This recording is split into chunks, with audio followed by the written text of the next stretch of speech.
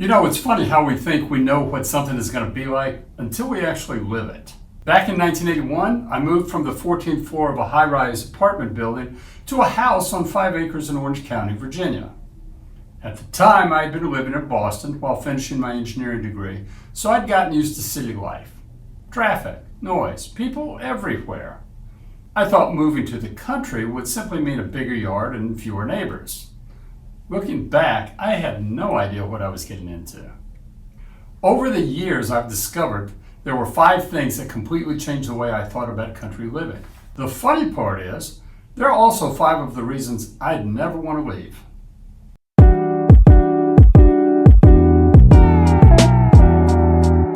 Let me tell you about the first one. The first surprise happened the very first night. Back in Boston, I lived on the 14th floor of an apartment building overlooking Memorial Drive. There was always traffic, day and night.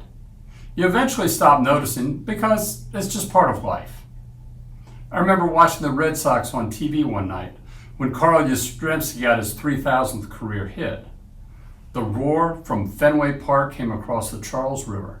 Believe it or not, it was louder through my open window than it was on the TV set that I was watching at the time. That's how much city noise surrounded you. Then I moved here, 5 acres, Orange County, Virginia. The house was on a 4-lane highway, so I expected there would still be some traffic noise. There really wasn't. That first night, I climbed into bed and waited. Surely I had to hear something, a truck, a siren, an airplane, anything. Nothing. It was so quiet, it actually kept me awake. For almost 2 weeks, I had trouble sleeping because the silence was so unfamiliar. Now, 45 years later, that same silence is one of my favorite things about living here. Funny how life works. The second surprise was driving, and it wasn't the distance, it was learning that distance and inconvenience aren't necessarily the same thing. People moving here will sometimes ask me, Tom, how far away is the nearest Lowe's, or Walmart, or Home Depot? Around here, that's actually a pretty easy question to answer. I usually tell people, if you know the distance in miles to where you want to go, just add about 10. That's roughly how many minutes it'll take you to get there. So if it's 15 miles away, figure on about 25 minutes. That's just the way it is in much of central Virginia. Now some people hear that and think, wow, that's a long drive. But here's the interesting part. I don't mind it. Years ago, when I was living in Silver Spring, Maryland, I worked just off the Capitol Beltway. Every morning, I'd head out onto the outer loop. Some days I'd make it to work in 30 minutes. Other days, an hour. Sometimes it took an hour and a half. The frustrating part wasn't the distance. It was never knowing how long it would take to get to work. Traffic jams, brake lights, stop and go. You spend more time looking at the bumper in front of you than the road ahead. Living out here is different. Yes, I may drive 25 or 30 minutes to get to Lowe's or Home Depot or the grocery store, but once I'm on the road, I'm moving. The scenery changes. You're driving through farms, woodlots, rolling hills, small towns. You're making progress. That's a very different feeling from sitting in traffic, wondering why nobody's moving. Now, there is one thing country living teaches you pretty quickly. Plan ahead. If you're driving 30 minutes to the hardware store, you make a list. You don't want to discover halfway through a project that you're missing one fitting and have to make another round trip. Trust me, I've learned that lesson the hard way. More than once. But honestly, I'll take a peaceful half-hour drive through the countryside over 10 minutes of bumper-to-bumper traffic any day of the week. Looking back, I didn't really trade convenience for distance. I traded congestion for peace of mind. The third surprise didn't happen overnight. It happened little by little. In the beginning, whenever something broke, my first thought was, who do I call? That's how I'd always done things. If you've lived in a city or a subdivision, there was usually somebody nearby, a plumber, an electrician, an HVAC tech, whatever you needed. Living out here can be a little different. The professionals are here. There are some excellent contractors in Central Virginia. The challenge isn't finding someone who's qualified. Sometimes it's finding someone who's available. If you wake up on a Saturday morning with a broken water pipe, or your well quits, or your heat goes out in the middle of winter, You may not be able to get somebody there today or tomorrow. Sometimes you have to wait. That's when you begin figuring out something every rural property owner eventually learns. You don't have to become a plumber. You don't have to become an electrician. You don't even have to be an auto mechanic. But you do learn a few basic skills. Over time, you discover that there are certain repairs that just make sense to do yourself. Not because you're trying to save money, although sometimes you do, and not because you enjoy working on things, although most of the time I happen to enjoy them. It's just simply faster. You want to keep a few spare parts on hand. A furnace nozzle, some plumbing fittings, some electrical connectors, maybe that pressure switch for the well. Things that don't cost much but can save you a whole lot of inconvenience. You also learn where your local hardware store is, and if you're lucky enough to have a good plumbing supply house nearby, you get to know them. Those folks have saved me more than once. The funny thing is, when I first moved here, I didn't own very many tools. Now, well, let's just say my toolbox has grown a little over the years. Actually, it's several toolboxes. And somewhere along the way, I realized something. I wasn't becoming a contractor. I was becoming a better steward of my own property. That's a very different mindset. Now, there are still plenty of jobs I hire the professionals to do. Knowing your limits is every bit as important as knowing your abilities. But when it comes to routine maintenance, I've learned that taking care of a property isn't just about fixing things. It's about understanding how things work. And over time, that knowledge becomes just as valuable as the tools themselves. The fourth surprise happened one winter afternoon. I was working in Charlottesville at the time, about 30 miles from home. Back then, that meant roughly a 45-minute drive each way. One day, a snowstorm came through that nobody was really expecting. It started snowing hard enough that they let us leave work early so everyone could try to get home before the roads got too bad. Now, there was one particular hill on my normal route home that I knew wasn't going to be much fun in the car I was driving. Rear-wheel drive is not exactly the ideal setup for snow. So I decided to take what I called the back way. It was a couple miles longer, but it avoided that hill. I thought I had it all figured out. I was wrong.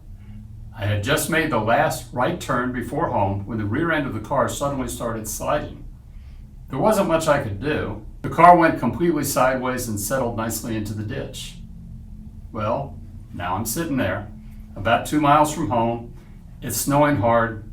I'm wearing dress shoes and a suit. I at least have a winter coat.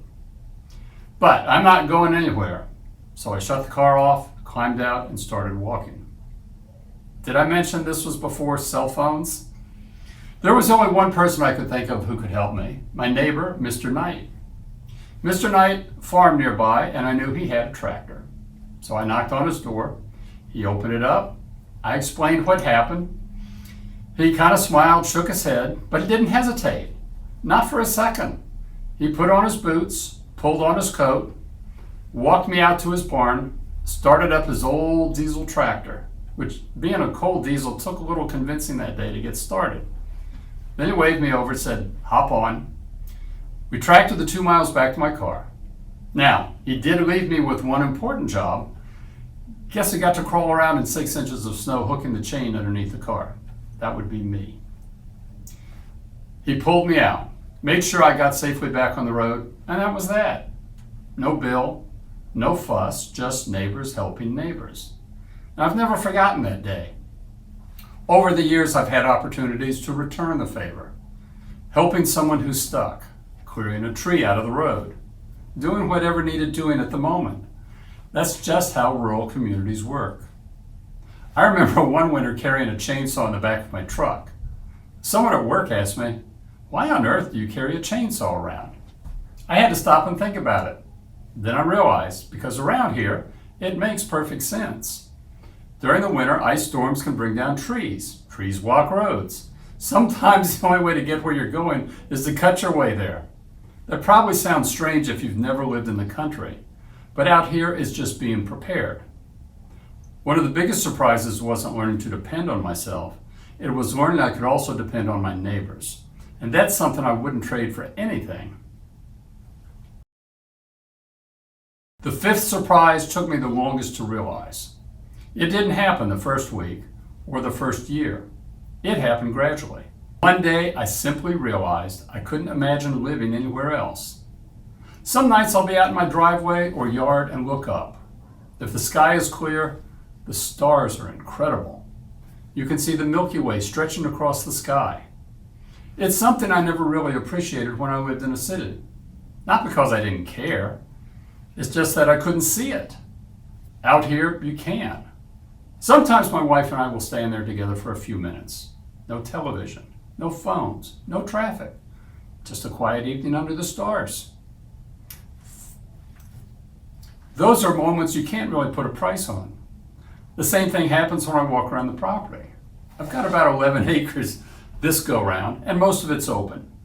Sometimes I'll be walking the path around the field, and suddenly a deer will jump up out of the grass and disappear into the woods before I even knew it was there. Other times it's rabbits, or wild turkeys, or hawks circling overhead. Every season brings something different. Now, not every animal is welcome. If you keep chickens like we do, you quickly learn there are a few predators that take a little too much interest in your flock. That's just part of living out here. But overall, sharing the land with wildlife is one of the things I've come to appreciate the most. People sometimes ask me if I ever miss city life. Honestly, I enjoy visiting. I've been back to Boston. I spent time in New York, Washington, D.C., San Diego, Los Angeles. They're all wonderful places to visit. I enjoy the restaurants, the museums, the energy, the excitement. But after a few days, I'm always ready to come home. There's just something about pulling into your own driveway, seeing your house again, and taking a deep breath.